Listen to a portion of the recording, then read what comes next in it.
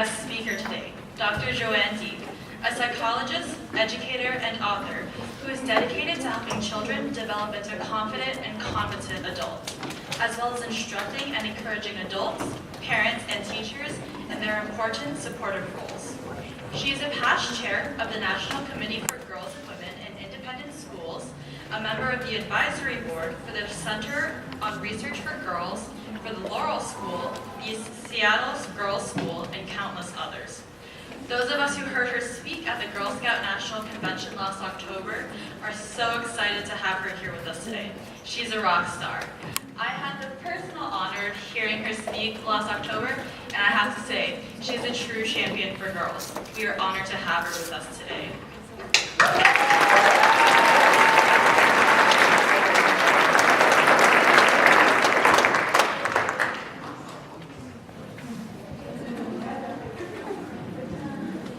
I'll explain later. Anybody who calls me a rock star gets a present. If I was a gazillionaire, it would be the university of your choice for the girls, and for the Girl Scout leaders, the adult women in here. I'm not sure what it should be. What would you like? Money? Oh, I said time. You are staying.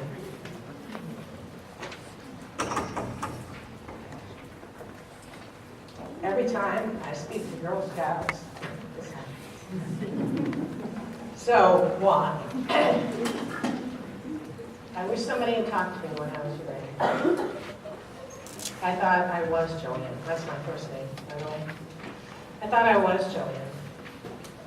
I wasn't. I was just becoming JoAnn. And you're going to hear me say that everything you are is in your brain.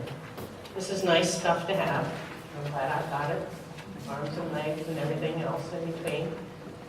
But everything I believe, everything I think, everything I feel, everything I dream, everything I do, everything is in my brain. And whoever designs the brain, God, Buddha, Allah, I don't know who you believe in, whoever designed the brain, did this wonderful thing. They put in some general format so that ultimately I could talk and walk and think. But they also put in a safety system. For the first 20 years of your life, we used to say the first 10, but I'm generous now, and I'm old, and I want to give as much time as possible. For the first 20-ish years of your life, your brain is what we call uber plastic, meaning you could change it. I'm a psychologist. We used to say that you should try to be yourself. I don't say that anymore. What I say is you're building yourself now. You've been given 20 years to change yourself tremendously. And I'm going to talk about that. Everything you do, everything you don't do, changes your brain. Sometimes forever. That's really incredible. So let's look at this with me. And I know you've been told to hashtag and all that tweet and Twitter stuff, but if you could kind of pay attention to the slides, that would be really helpful. And then if you also had a little left over for me, I would truly appreciate that. You may think that you feel in your heart. You don't. You feel in your amygdala. It's a little almond-shaped thing deep in your head, and that's where you feel. And you would make my amygdala sing if you would pay attention to it and not look at your screens. Because some of you in the back have been doing that nonstop. And I only have a short period of time with you, so I'll try to make it worthwhile for you. So I've been studying girls and I've been studying human beings for the past, next year it'll be 40 years. I turn 70 next week.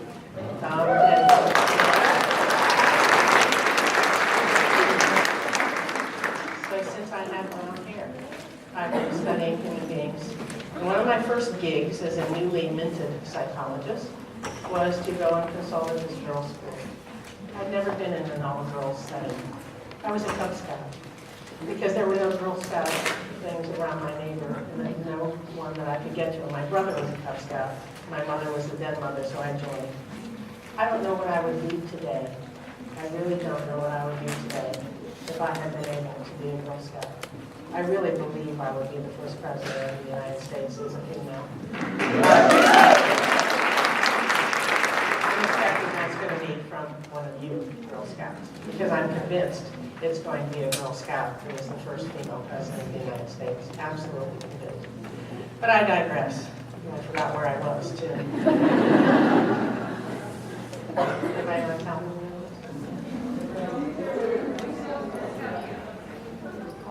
Yeah.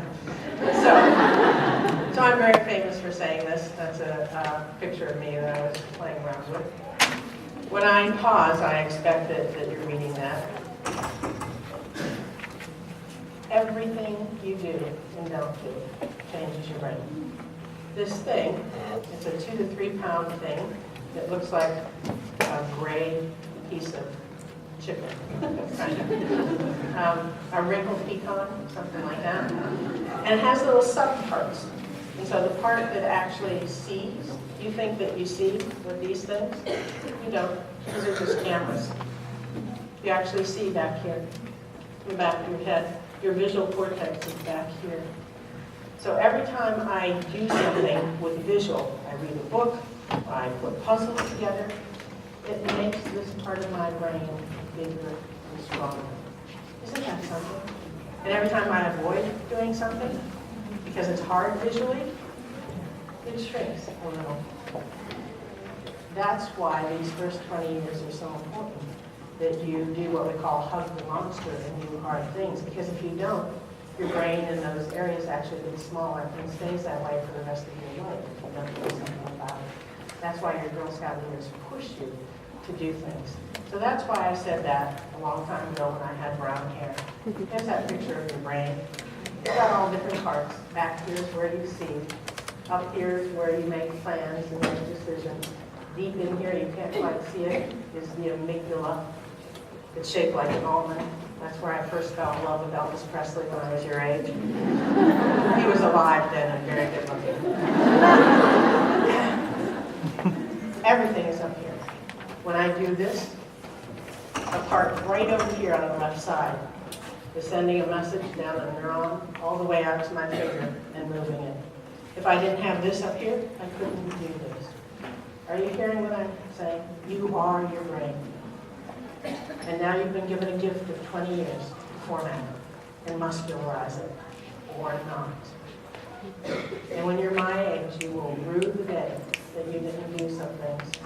Because even though your brain stays plastic until the minute you die or get some dread brain disease, it gets harder every decade after 20 to change the brain. So I use the metaphor of rubber bands. You get a set of rubber bands. And you don't get to choose which ones are big and which ones are small. Einstein's brain was huge in the area that dealt with math and science. Einstein's brain, part that dealt with spelling and reading. The boy couldn't spell enough, and they told him he was stupid. And he stopped reading. And if he hadn't married Mrs. Einstein, you wouldn't have heard of him because she read to him and wrote his reports and turned them in. Isn't that something? You know why? Because the boy quit. Instead of saying, this is hard, I'm going to keep trying and becoming somewhat of a reader, he didn't. Thank God for Mrs. Einstein.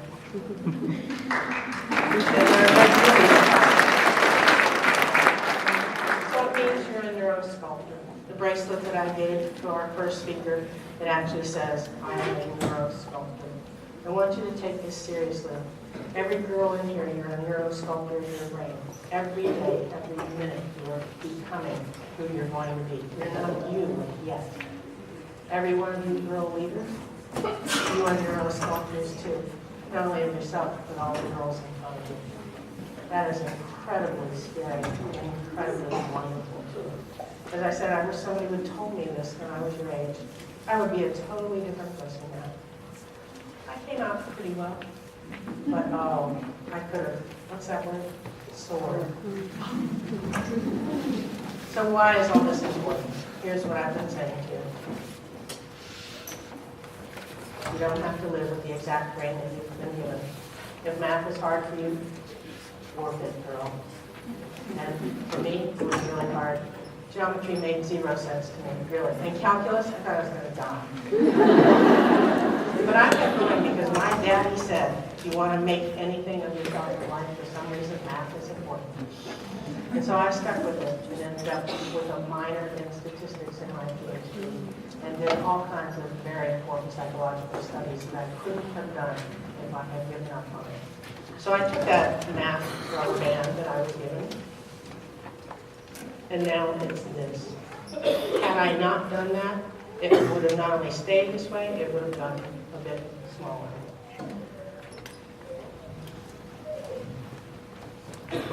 I like the rubber band metaphor because it lets you know you have decent control over the formation of yourself. You can't, if you didn't start with this, look what Einstein started with in math and science, and look what he ended up with. If you can visualize keeping this here, JoAnn Deak started with, I don't have the right size. Yeah, no, not quite. Well, somewhat bigger than this, okay? And I worked the heck out of it, you see. But I could never compete with Einstein totally because he started with real talent and genius. So you can't make yourself a genius unless you were born with some talent, but you can make yourself on the world stage of being very important. Do you know what I'm trying to say to you? I don't want to lie to you and say that you can become an Einstein if you didn't, or a Madame Curie, switch focus, if you didn't have some skill. But you can become very famous and very talented by working in those areas that you're not especially good at. So that's the picture that I had an artist draw. I look at you, I see rubber bands. And when I started to talk to you, I'm sizing up the sizes of them. This is why I have no friends.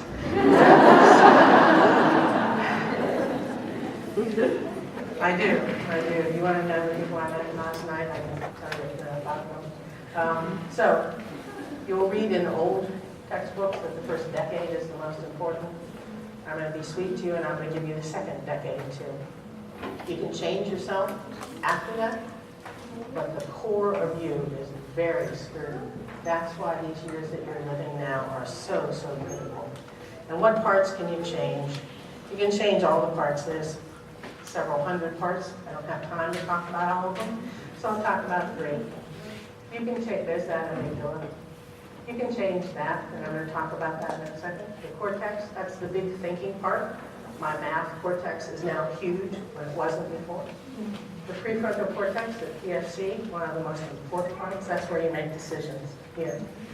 And I want to tell you this up front. It's called the executive part of the brain, and everybody in the field believes that it's one of the most important that you have. It's how you decide whether you're going to drink when you go to a party, or whether you can run across the street and beat that semi-truck that's barreling down, or what university to go to. It makes incredibly important decisions every minute of your life, and it's a very important part of your brain. It's important to stretch it. And guess what? Newer research is showing one of the best ways of stretching the prefrontal cortex. Anybody want to make a guess? Come on, Terry. Let's put her on the spot. Have any idea? Making your own decisions and not having people control you too much and say, do this, do it this way. And having some latitude to make decisions and allow them. But secondly, what the newest research shows that changes and stretches the prefrontal cortex the most is making mistakes. The more mistakes you make, and you don't die, and you do something about it, instead of going, oh crap, and then stopping. But the more you pay attention to it, the more mistakes you make, the faster it grows. We didn't know it. I'm telling you something I only usually tell PhD students. There's a little thing about the size of a pea in the middle of the brain called the ACC, the anterior cingulate cortex, and it only starts working when you make a mistake. Like if I take one more step, My ACC goes off and it does this to the prefrontal cortex. Hey! You idiot! You made a mistake! Literally a misstep. And it makes your brain learn that and remember it longer. Did you hear it? We think that Inuits, when they're little, we know that their parents let them go out into the white world of snow and ice on their own. And when they step on the wrong color white and their foot starts to go under, the ACC goes off and goes, don't step on that color white anymore. And as a result, did you notice? Inuits can see up to 30 to 40 shades of white. Non-Inuits, the rest of us, if you're a girl, you can only see about 4 to 8 shades of white. If you're a boy, 3. Isn't that something? We're going to talk more about that because girl brains and boy brains are significantly different. So the amygdala is going to be something that we're going to talk about because some people are born with a certain kind of amygdala that makes them worry more. It makes them afraid of taking risks more. I asked some of the girls who were coming up here talking, do you get nervous? 2 of them said, no. They had a different amygdala than mine. Most girls, their amygdala can feel more fear and more worry than most males. Who designed this? We'll talk about that in a minute. So, for those of you who are leaders, this slide is meant for you. Every time you interact with a girl, I don't want you to be just thinking about that second. You are possibly changing her forever. I've interviewed thousands of girls, and sometimes they say to me things like, when my teacher said this, or when my Girl Scout leader gave me this look, and that changed them forever. So I want you to know the power that you have. By the way, you're all going to be getting copies of these slides. And you'll also be getting little green frogs, remind me, because these green frogs are now collector's items. I bought all the ones that were left on the market. There are no more. So keep them and sell them on eBay. They'll be coming to you during the dialogue session.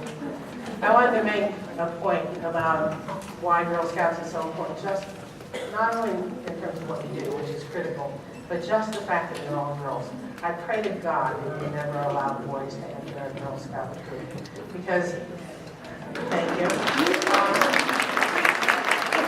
Because there's something unique about females in the way we're designed, and the research shows clearly that girls who spend enough time in a single-sex setting do better in the short run and throughout life in terms of self-esteem, leadership, and achievement.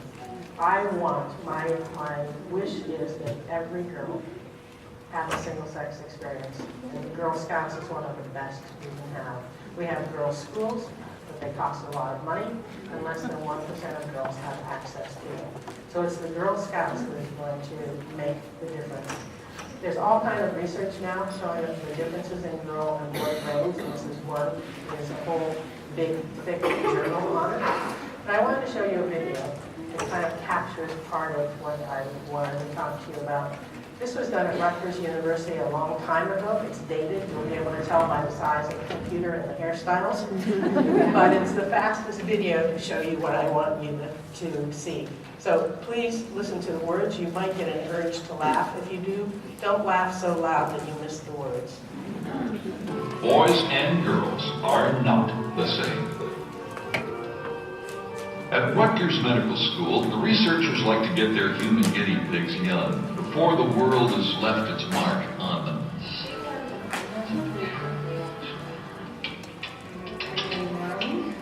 Extensive tests have shown that a sex difference in temperament shows up early. Babies are seated in front of a screen and given a string they can pull to change the picture in front of them.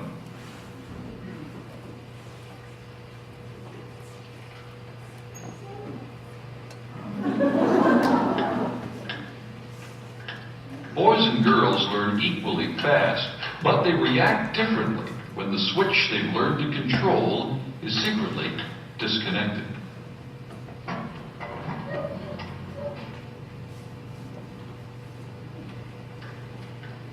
The boys boys keep pulling. Harder and harder. But with the girls, it's different. They get upset and give up. The difference shows in babies as young as 6 weeks. I saw some of you say, wow. Look, not 100% of boys kept pulling, but about 80%. We have about what we call the 80-20 split. About 80% of boys kept pulling. Some of them even broke the string. Some of them used their foot. 20% went, ah! About 80% of girls, the second that they found out it didn't work, went, ah! And quit. About 20% kept pulling. So we have what we call 80% girls and 20% girls. 20% girls have an amygdala more like 80% of boys. They don't feel as much fear or are afraid of as much challenge or don't get quite as nervous. I don't know if you're an 80% or a 20%. I'm an 80%. I don't sleep before I stand up here and do this the night before. I used to throw up, but I don't do that now. We're going to talk about this because risk-taking, facing into challenge, doing what we call hug the monster, whatever the monster is that you fear, changes you more than anything we know as we know. It changes your self-esteem, it changes your sense of confidence, it changes your sense of confidence. It will allow you to keep doing things throughout your life. And yet we are neurobiologically built to not handle risk as easily as males. I hate this. I'm going to tell you more about it and what to do about it as we go through. That's just in the temperament area that we're talking about. And now, if we look at the cortex or the thinking part of your brain, I don't know, this doesn't show up as well up here, but this is one man brain imaged at one instant in time, alive, one woman. They were asked to do exactly the same thing. They were asked to process what somebody was saying. Somebody was talking to them and they were asked to think about that. For the male, the part that lights up, that is used, is right on the left side. So if I'm talking to a boy, if I could brain image him, this part right here is working. This is the language processing area. If I'm talking to a girl, on both sides. Isn't that something? That's why we have to talk to men often, ladies. Hi, guy in the back. That one guy back there. He got it faster than you did.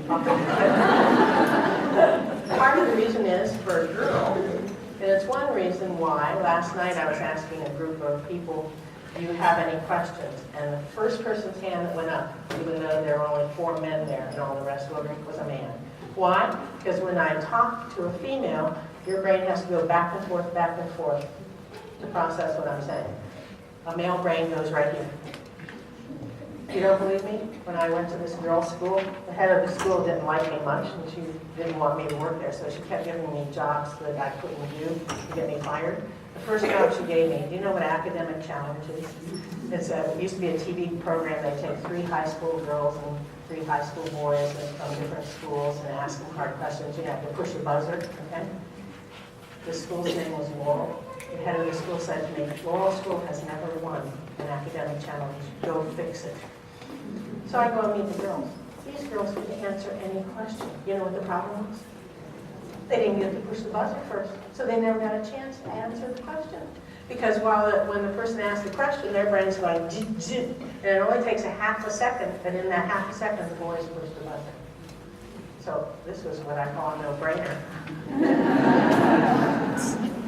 I said to the girl, I tested the girls who had the fastest hand. You have the fastest hand, you're the buzzer pusher. I talked to the girl who was the most charming. You're the most charming. You talk to the speaker and go, oh, what a wonderful question. You have the fastest mind. You think of the answer. Okay? And you, the buzzer pusher, as soon as the speaker gives 2 words, push the button. She goes, push the button before we hear the question? I said, that was what the boys are doing. She goes, but. I go, no buts. Push the bloody button. So we go to the next TV performance, and everybody's sitting there going, oh God, we're going to lose again. But I knew we were going to win. The speaker started with the first question. The first question is, how come did you question? And the rule was he had to finish the question. While he's finishing the question, these two are, this one is saying they're trying to figure out the answer, and then she delays him by going, wow, that was one of the hardest questions we've ever been asked. Meanwhile, the other two are figuring out the answer, and they got that school won every game for the rest of the 10 years.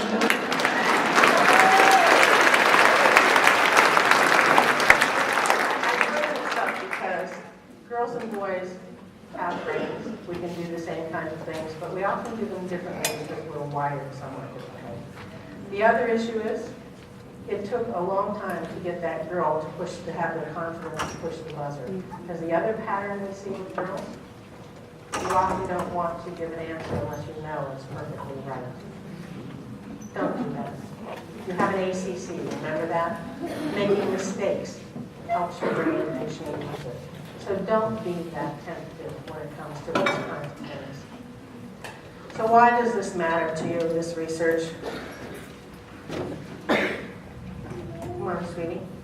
It shows 4 things, which I'm going to go into each one. The approach that we take with girls, the type of setting that they're in, what girls are asked to do, and the talent of the leader has a tremendous impact on girls. We can change girls for the rest of your life. So let's look at each one. The interesting thing is you're going to find that each one of these things we talk about describes Girl Scouts. And the people doing the research didn't even know about Girl Scouts. Isn't that neat? Yes. All this research supporting girls absolutely describes what Girl Scouts does. The first thing that the setting says is enough time in a single-sex setting. The National Education Association did a survey of 20 years of girls' schools and boys' schools and co-ed schools. And what they found out was that girls who spent enough time in a girls' school, or Girl Scouts, or a girl setting, did better in terms of achievement and leadership and all of those kinds of things. And then they ended by saying, when we looked at why, nothing could be identified other than, get this, the mere presence of boys can have a suppressive effect on girls. So being a place where boys aren't for a while seems to have a magical effect. Don't get me wrong, I love men and boys. I live with them. I want them in my life. But I also want you to have a peace of mind that they're not present. And I hope you understand what I'm trying to say about that.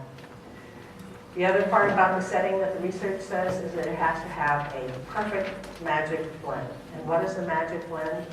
A setting for girls needs to be challenging and caring. If it's too challenging and not caring enough, you don't get enough, the best out of a girl.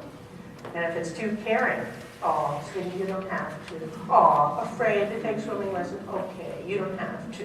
If it's too caring and not challenging enough, you don't get as much out of a girl. It has to be a perfect blend. And that's what I've heard all of you talking about today. The adult, this is for those of you who are leaders of girls. The research shows this profoundly. Please pay attention to it. I choose girl leaders based on these 2 things.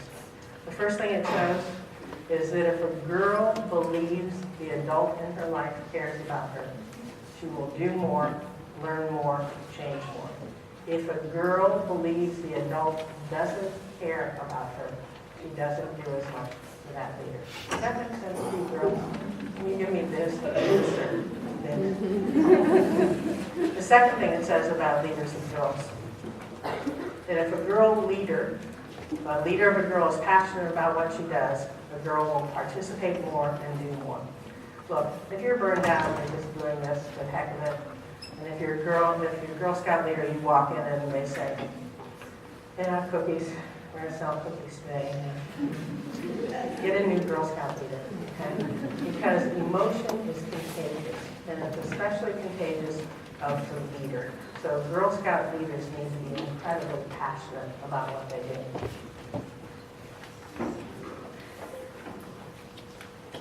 The other thing I didn't say, which is what is in parentheses, you have to be careful as adults in the lives of girls. If you have favorites in your troop, the non-favored girls don't do as well.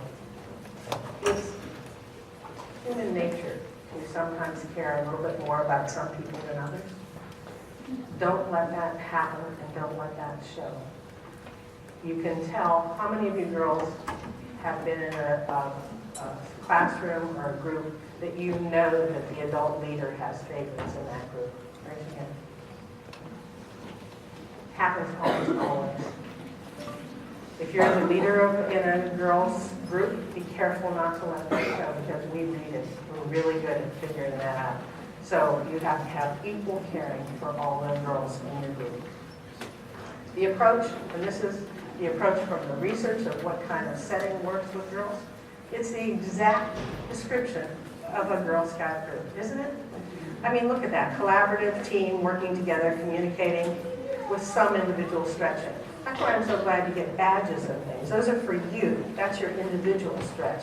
But it's done in this kind of setting. What girls are asked to do is critical. The key word is doing. We don't understand why, but the brain acts like a muscle. If it just sits and thinks, or if it just sits and listens, it doesn't change as much as if it doesn't. It's called the magic of doing. And what do we want you to do? Something that increases your self-esteem, something that's hard, something that stretches your rubber band. I have two stories for you. One is my Dana, when she was a little girl. This hurts me to tell you, but it's confession time. I was raised as a Catholic, so periodically I get her accused to confess. When Dana was 5, she came to me. She said, I don't want to be me. I don't want to be. I said, oh, honey, what's wrong? She goes, look at Catherine. Catherine's her best friend. Catherine was outside in our 100-foot tree, climbing it and swinging on the branches, going, Dana, Dana, come up, it's fun. And Dana's down there going, Catherine, you're going to die. She said, Dana said, I worry about everything. Before the first day of kindergarten, I don't sleep for 3 nights, and then I throw up before I walk in the door. I'm afraid to stay overnight at Catherine's, even though she invites me every Friday night. Catherine runs out on the playground and plays with all the weird kids, and it doesn't bother her. She goes on and on about all that Catherine can do. I said, oh, sweetie, may I tell you about your amygdala?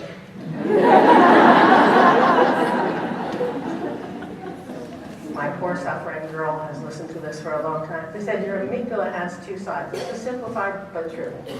I said, the right side of your amygdala, pretend it's a blue rubber band. It feels courage and what we call aggression and chutzpah. Do you understand what I'm saying? She goes, Catherine's got a blue one. Yeah. I said, but you didn't get to choose. You were born with this one. She goes, oh no. I said, the left side of your amygdala feels fear and worry. She goes, oh my God, I got a big one. I got it. She goes, and Catherine got a little one? I go, yeah. She goes, you need a big blue rubber band? I said, exactly right. Because if you get a big blue rubber band, this one won't control you as much. She goes, that's what I need, a big blue rubber band. Let's go get one. I said, oh baby, it doesn't work that way. We have to grow it. She goes, okay, what do I eat? I said, you know how you're afraid to go swimming? She goes, no. I go, yeah. Go to swimming and take swimming lessons. We live by a lake. I want you to take swimming lessons. You know how you're afraid to raise your hand in class and talk and somebody will think you're weird? She goes, no. I go, yeah. You know how when Catherine calls you every Friday night and invites you to stay overnight and you go, no. I go, yeah. And you keep doing that and look what happens. So she's 5. I think I'm going to have to talk to her forever about it. Friday night comes, the phone rings. I don't bother to answer it anymore because I know it's Catherine. Dana gets the phone. Hello? Yes? All right. Bye. She hangs up. I said, was that Catherine? She goes, yes. I said, did she ask you to stay overnight? She goes, yes. I said, did you say yes? She goes, yes, I have to. She pulled out this blue rubber band. She now keeps it in her pocket. And she goes, I have to. She goes upstairs and gets out her little overnight case, brand new, never used. And the tears are streaming down her face as she's putting in her jammies and her toothbrush. She's walking down the steps and now the snot is going. And I pick up after a while. And she goes outside and Catherine lived right next door. Walked across the front yard over to Catherine's house, and I can't stand it. I'm watching this girl that I love, hysterically fun. And Catherine's over there going, "You made it, you made it, you made it." And off I go. I poured myself a little liquid beverage and and put my jammies on, and I went to bed because I couldn't sleep. About midnight, phone rings. I answer. And I wait until I can actually hear her. She goes, "Candy is coming to me. I just can't." I walk over to my jammies and I bring her back, and she took it out and she goes, "Didn't I break it?" I go, "Baby, you stayed 4 more hours than you ever did. Look what you did." And the next Friday, she stayed 4 hours and 5 minutes. And it took 6 months before she could stay overnight. And now, I don't know where she is in the world, and I haven't seen her for 2 years.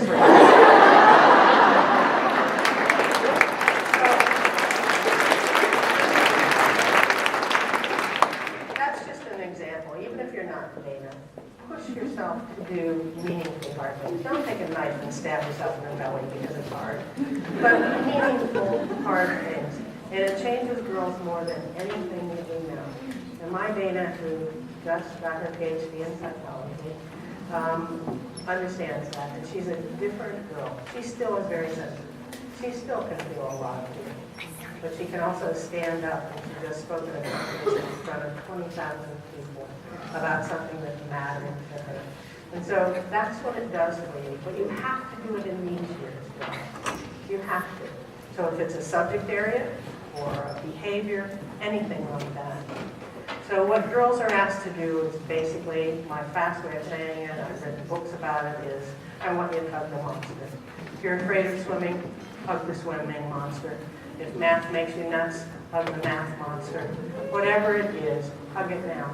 You don't have to become totally proficient. You don't have to become totally comfortable. You just have to become a little bit better than you presently are. Because the brain is this weird thing. If you convince it by trying to do things that are hard, that it's worth it, it literally says to itself, this girl wants me to change. I'm going to grow that part of the brain. But if you avoid it, the brain sends just the opposite message. She's avoiding it. She's avoiding it time and again, day after day, year after year. This isn't important. I'm going to move the growth potential away from that over here. And that part of the brain gets smaller. It's called fossilization, if you want to look it up. So I want you to hug the monster. Your job, if you're a Girl Scout leader or a girl, if you're a Girl Scout leader, I wrote this for you. Before a girl leaves you, make sure you only have to do 3 things. Or make sure that the girls have stretched their rubber bands before they leave you. Make sure that they've hugged some meaningful monsters. And the 3rd thing, make sure that they end up with a few more green frogs. Now, what in the heck does that mean? You're about to get them. So, I have to tell you this one last story. When I was little, my family would go to Canada to a fishing camp up there every summer. Well, when I was 5, that was 1953, good God. When I was 5, we'd go to this fishing camp, and all the fishermen come back, and the ones who caught the fish were the ones who were using frogs to catch them, not lures or minnows or worms or anything, but frogs. So frogs became very valuable. So we kids would go out in the morning and catch frogs and sell them in the morning to the fishermen. And get this, frogs became so valuable, they were selling for a nickel a piece. Well, in 1953, that was like $50. Wow. So we would go out early in the morning and catch as many frogs as we could and sell them to the fishermen. We were getting rich. It was wonderful. And then something weird happened the 3rd day. Greenies, which are little, small green frogs, were the frogs that were catching the biggest and the best fish. So greenies became worth $0.25 a piece. Well, if you're doing your math, how much is that worth? $250 in the time now. So I lusted after greenies. The problem was the greenies, you couldn't, like if this is a frog, you couldn't just catch them like a regular frog, which is to sneak up and grab them. But they were so fast and so smart, they had good peripheral vision. they would see you coming and you couldn't catch them. The only one who could catch greenies was Sam. He was this 10-year-old boy who had lickety-split hands. And every morning for the next 3 days, we would go to the dock, and only Sam had greenies to sell. I wanted those greenies. I lusted after those greenies and those quarters that I could get, and I also kind of like Sam. I talk to schools a lot, and one of the things that we've now learned is if you sleep enough at night, you get enough hours sleep, whatever problem you're worrying about right before you go to sleep, your brain works on all night. I actually teach high school kids how to make their brain study all night while it's sleeping.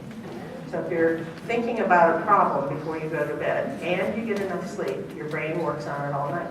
Well, that must have happened to me, because when I woke up the next morning, I knew how to catch greenies.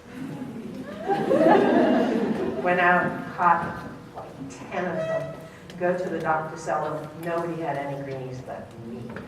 I sold all 10 of them.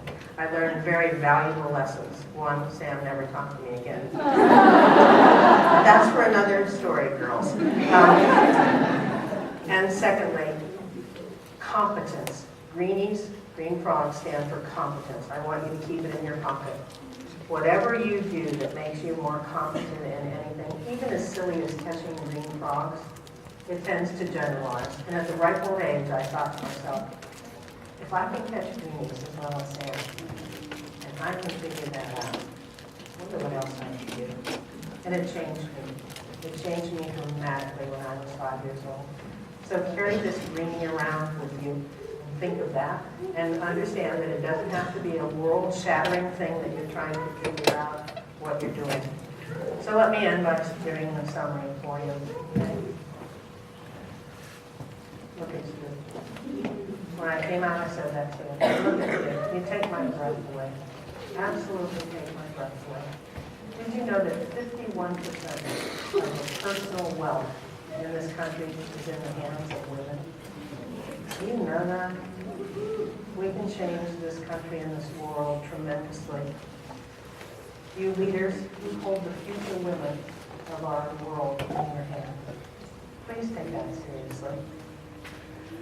All of you are sculptors of your brains and everybody else's brain that you interact with. Know that you are becoming yourself and that you are not you yet. The girls' school that I'm on the board of, every girl wears this pin, because she knows she's not JoAnn yet, or whomever, Carrie yet. And you Girl Scout leaders and you girls should be paid more than a rock star, because I absolutely believe this. You are one. I thank you so much for listening to me, and I hope you got my message that how girls thrive changes everything in our world.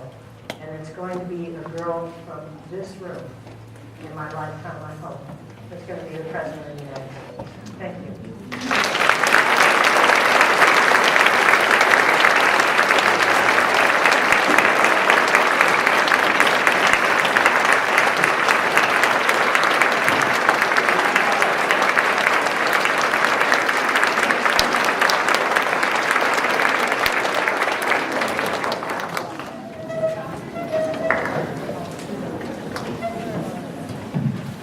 Dr. Deak has graciously agreed to take a few questions.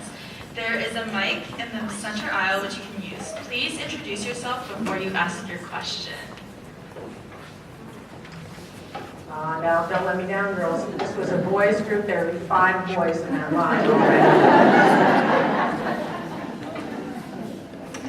Thank you, sweetie. Hi, Dr. Deak. I'm Nizer. I don't know much about neuroscience or anatomy, but I was just wondering if, like, the cultural treatment throughout history of females could have impacted, like, that 80 to 20 difference. That.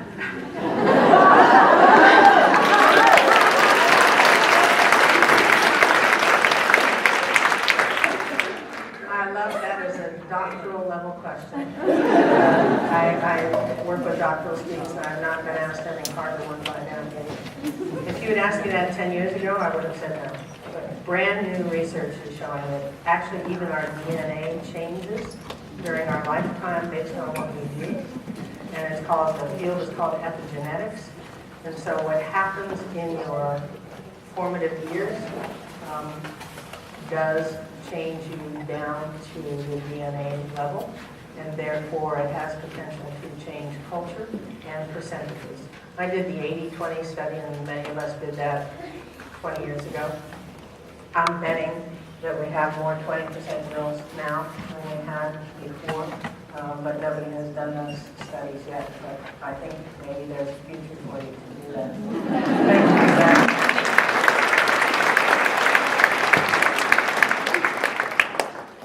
Hi, my name is Jessica. Sorry if this is an offensive question for anybody, but I'd like to know how transgender plays into the discussion here today. Thank you for asking that, and I hope it isn't offensive for anybody. Your sexual orientation is done in the old birth. The amygdala of homosexuals is different from the amygdala of heterosexuals. We can brain image it and see it. You don't get to choose. You come out of the birth canal that way. Transsexual, we see differences in the white matter of the brain.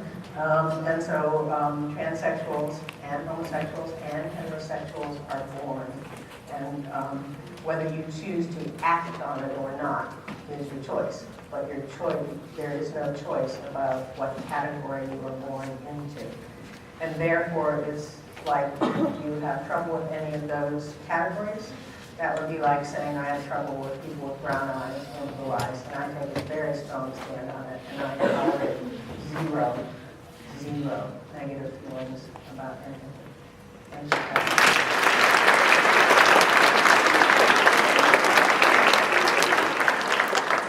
Hi, I'm Abby.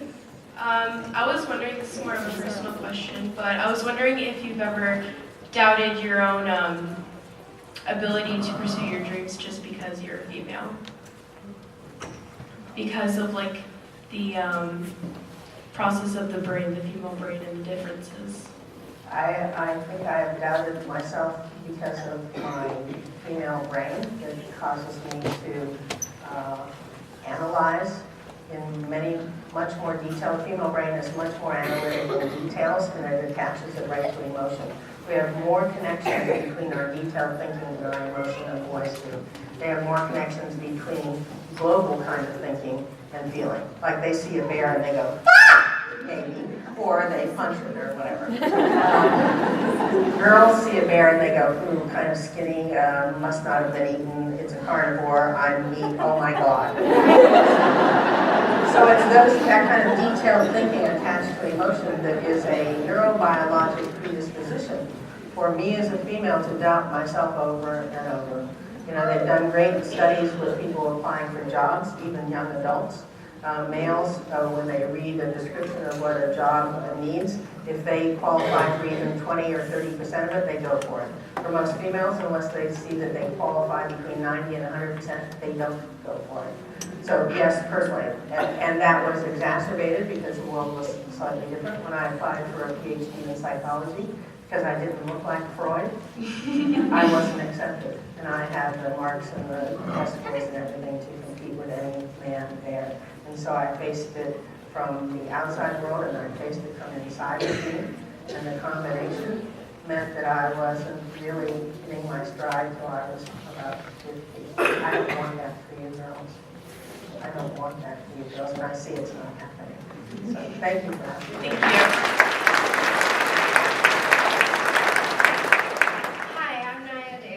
I have a question. It's me personally, I know that I'm capable of doing it. It's just that last push that I'm on the edge of doing it. So what can I do to get myself fully there? Like, I want it. It's just, where do I start?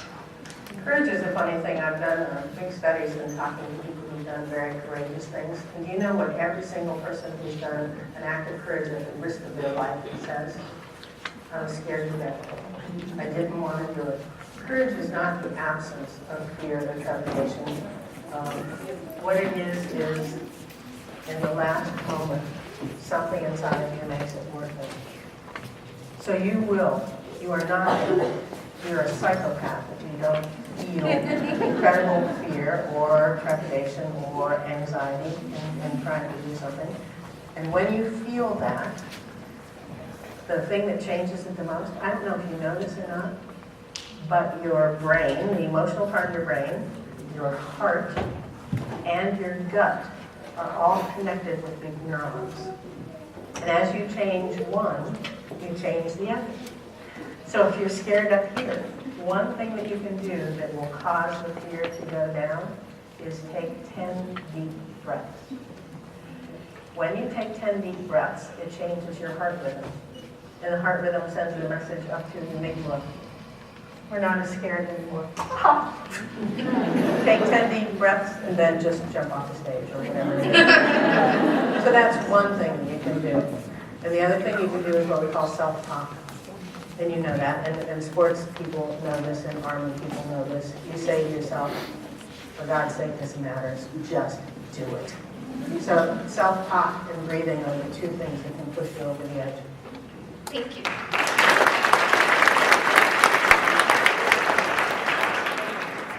Hi, I'm Charlie, and I had a question on the topic of same-sex interaction Yes. and how it affects development. And I wanted to talk about, because we talked about the brain, but how does, like, through polarization and other, like, social fallacies affect how same-sex interaction works and how it affects people and how they, like, grow from it? And does it work the same based on sex? I'm not sure I'm understanding the question. Ask it a little bit more. It's got to be a... So, like, because there's the concept of group polarization, how does that play into having people of same sex interacting, like, by themselves without the co-ed? So are you saying that if you spend most of your time in an all-girls setting, will you have trouble getting into a co-ed setting or interacting in a co-ed setting? Is that part of what you're saying? There's actually quite good research. The National Coalition of Girls' Schools looked at all of their graduates, and what they found was that graduates of girls' schools do better in co-ed settings than graduates of co-ed schools. They achieve at a higher level, they marry at the same level, they actually divorce at a lower level, and it just goes on and on. And part of the issue is, look, I don't know how to say this, I try to make things simple. If you have a plant, a fragile young plant that is just becoming, it's just newly planted, you can't put it in a toxic environment. You don't put it in a place where it doesn't get enough water or fertilizer. You have to take care of it early on. And once you water it and fertilize it and give it some sun and it becomes sturdy, then you can put it in a harsher environment and it will live and handle it. What we find is that an all-girls setting is less toxic for girls. It lets you grow with some roots, and then no matter what kind of setting you go in, you do better, and that's what the research says. The research also says, which is interesting, that boys become sturdier in co-ed settings, not single sex. There's nothing that supports an all-boys setting by the research. So the research basically says, if you have a girl, make sure she has an all-girl experience. If you have a boy, make sure he has a lot of co-ed experiences. So my Dana went to a girls' school, and my nephew went to a co-ed school with somebody else's daughter.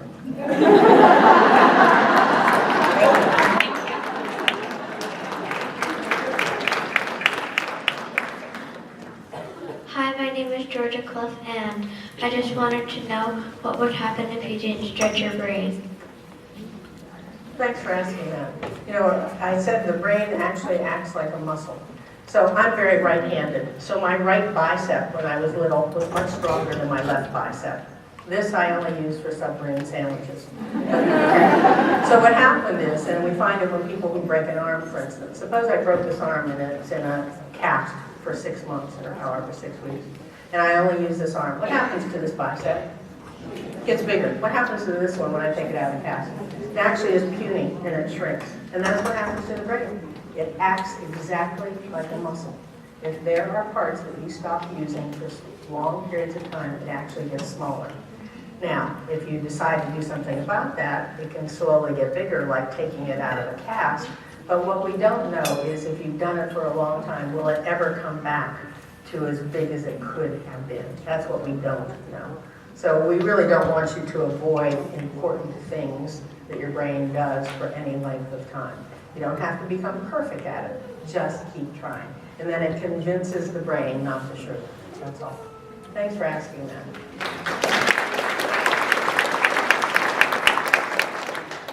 Hi, my name's Cheyenne, and I was wondering about what's like the difference emotionally and academically in things with someone with dissociative identity disorder and a normal person.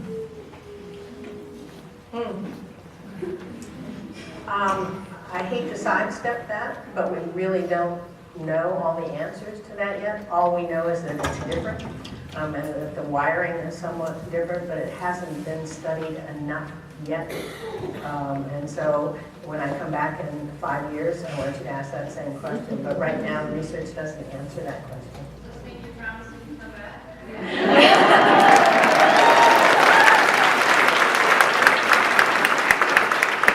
All I have to do is build another $18 million facility.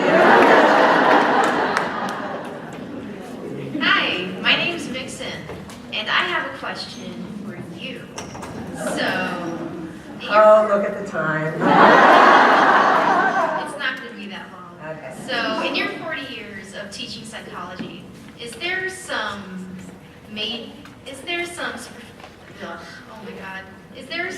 surprising discoveries that even surprised you?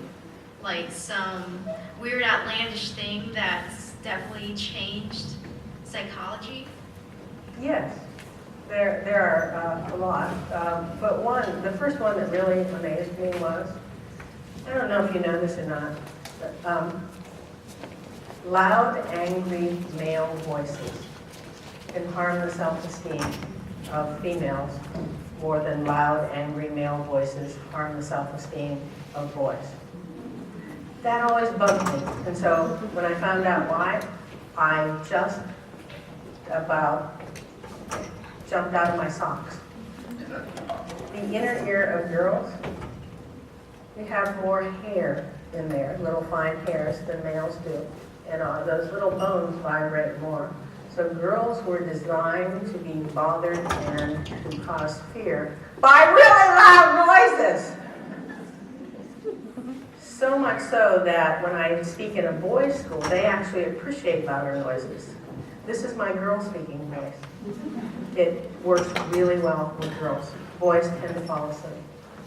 This is my boy speaking voice. It's a little louder and a little more projected. And so we find that the inner ear is connected directly to the emotional center, and that has huge implications. I do workshops for fathers only, and I say to fathers, do not scream at your daughter in a loud, angry voice unless it's something like, heroin? You're going to use heroin? But don't do it because she didn't do her homework or something like that. Because what happens when you have that startle reaction from a loud, angry male voice, the thinking part of the brain closes down. And we think it has something to do why abused women stay with their abusers.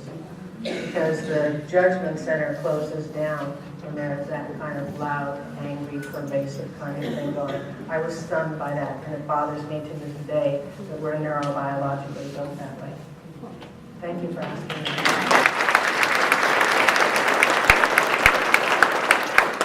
Hi, Cheryl Terry. I'm a first-year Daisy Troop leader. My question is about the gender pay gap. Because from my foundation, my upbringing from Girl Scouts and Masonic youth, I know that I'm capable, I have all the skills, I've been a leader, been in management, and then when I'm there, I find out that the males are making 10 grand more than I am. Mm-hmm. And that's where I shut down. Mm-hmm. So I was wondering for more insight on that. I want you to know that in my lifetime, the pay gap has changed from, I forget when it started out, but we've gained in the last 40 years, we've gained 4 cents on the dollar. We're up to about 72 cents for every dollar that a male makes in 40 years.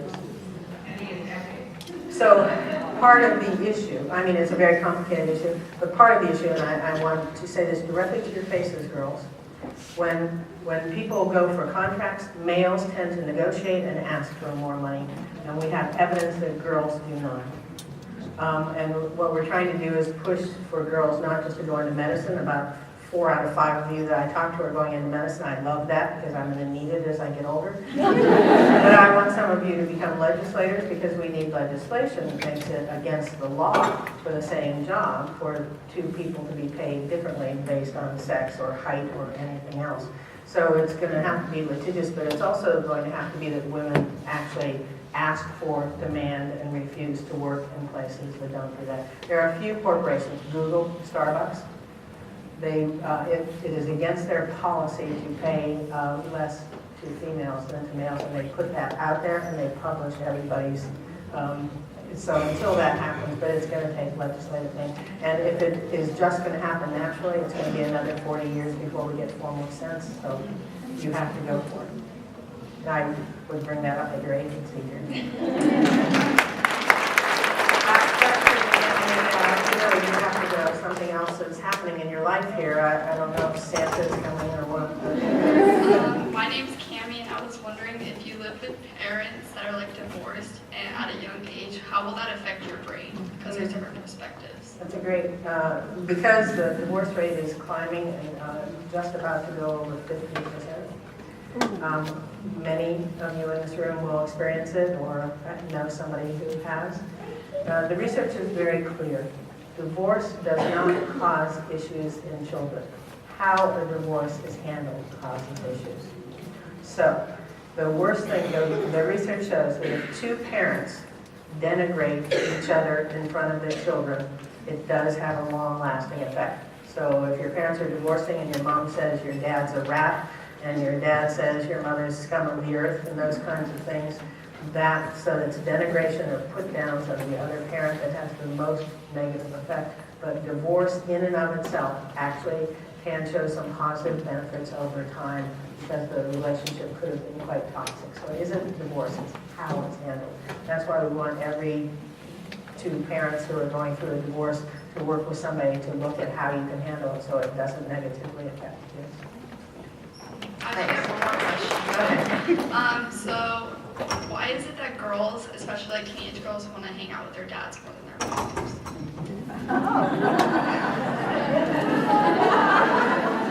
Good job.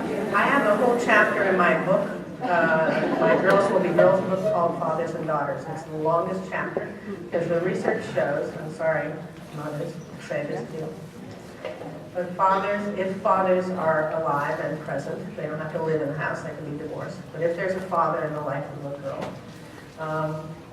fathers in general have more of an impact on a girl's self-esteem and achievement level in the present time and throughout life than mothers do. The research tried to look at why, and the research doesn't answer why, but the is clearly identified. And so in that chapter, it talks about what fathers can do to use that very wisely. So we don't know the why, but the is well documented. No. The same is true for fathers and sons. Now, having said that, I have to just say this quickly for those of you who are mothers, because it hurts me to have just said what I said. I asked hundreds of kids from 6 to 18, tell me one thing about your father you would change if you could get rid of it, and one thing you'd keep. Tell me one thing about your mother that you would change, and one thing that you would get rid of. And it really, with hundreds of kids, with fathers, they said, I want him to spend more time with me, and I don't like that he doesn't spend more time with me. With the mothers, you know what the negative one was, right? Nag, nag, nag. About everything, stupid things, detailed things, nag, nag, nag.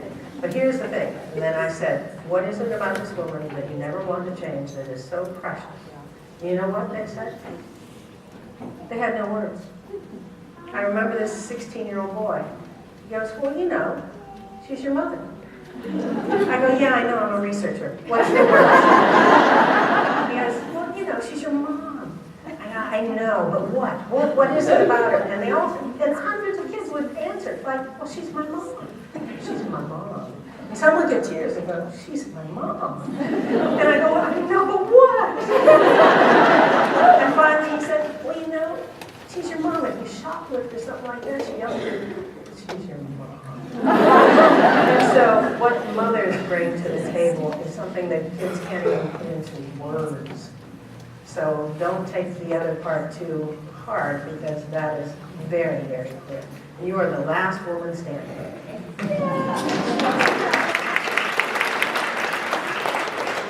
Hi, I'm Brianna.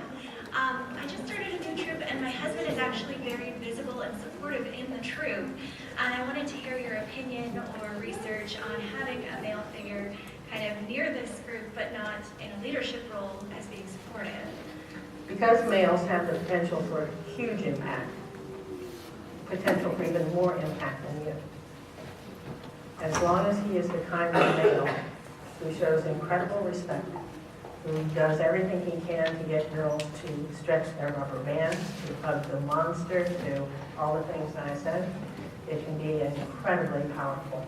The wrong kind of man in a girl's setting is incredibly toxic. So I trust your good judgments, and it can be incredibly additive man. Not 100% of the time, no. I still want some time that is only all girls. But coming periodically is very, very helpful.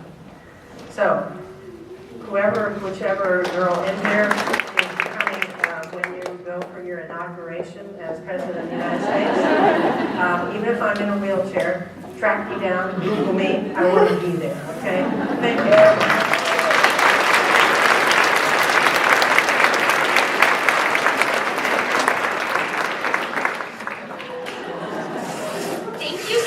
Dr. Deak, for sharing your wisdom with us. Your speech on brain development and the difference between male and female brains was fascinating. We have a few small gifts for you to help you remember your visit here to us. We will also be having copies of Dr. Deak's books, Girls Will Be Girls, which are available for purchase in the council shop today.